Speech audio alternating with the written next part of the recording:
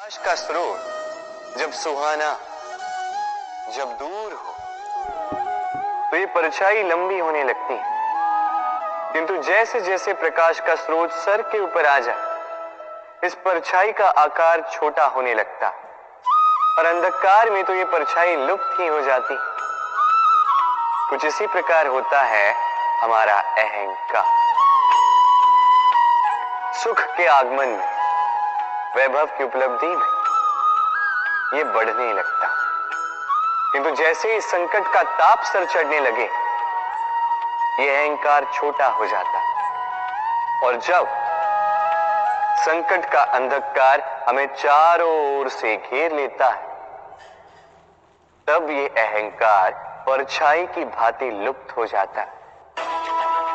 तो वैसे भी आपके जीवन में संकट का आगमन आपके अहंकार का तो नाश कर ही देगा, किंतु इसके लिए संकट की प्रतीक्षा ही क्यों करनी? इस अभिमान को बढ़ने ही ना दे, उत्पन्न ही ना होने दे। विवेक की डोरी से थामे रखें इसे। देखिए, मैं श्रेष्ठ हूं, ये मानने में कोई आपत्ति नहीं, किंतु केवल मैं ही श्रेष्ठ हूं और कोई नहीं। ये अभिमान, ये अहंकार है, और अहंकार और कुछ नहीं, केवल पतन की ओर पहली सीढ़ी है। तो इस जीवन में पतन की ओर नहीं, प्रेम की ओर बढ़े और मेरे साथ आनंद से कहें राधे राधे। कि हमारे जीवन में ये कला ही ना हो तो हमारा जीवन निरस हो जाएगा।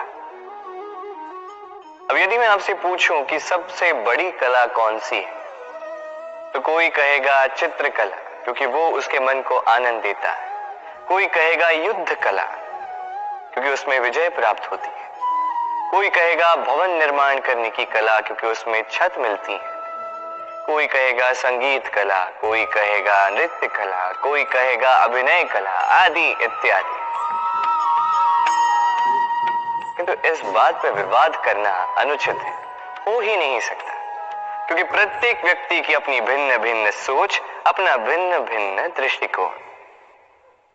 बस एक बात है, एक विशेष बात जो हर कला में पाई जाती है, मन को प्रभावित करने का गुण। तो सबसे बड़ी कला वो जो मन को प्रभावित करे, और सबसे बड़ा कलाकार वो जो औरों के मन में प्रवेश करे। जिसके पास ये गुण होगा वो कलाकार सबसे बड़ा होगा।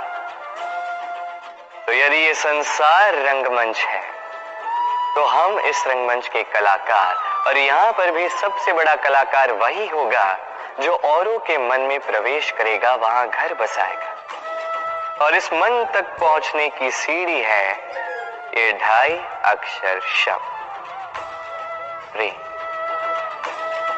तो प्रेम करते जाइए, जग जीतते जाइए। राधे राधे।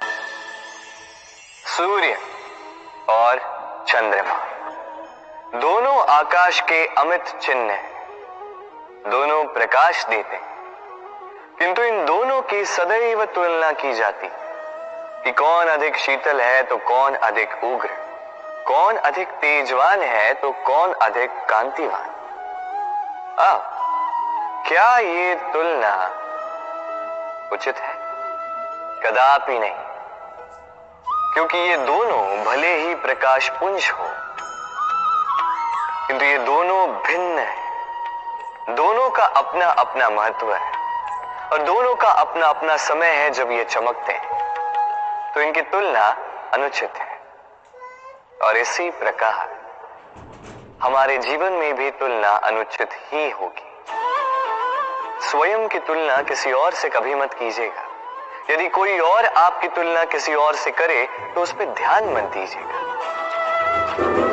क्योंकि इस तुलना से स्वयं को हीन समझ लेना आपके हित में नहीं है, ये आपके लिए लाभदायक नहीं है।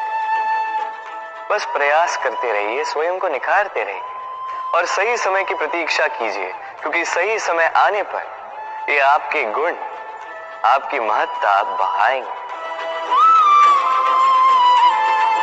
राधे राधे। जीवन में सभी महान बनना चाहते हैं, सभी बड़ा बनना चाहते हैं, किंतु बड़ा बनते कैसे हैं?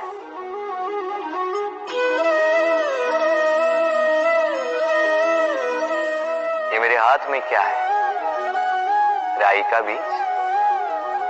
नहीं, ये बरगद का बीज है। इतना छोटा कि बड़ी सरलता से अन्य बीजों में घुल मिल जाता है, बड़ी सरलता से धरती में समा जाता है।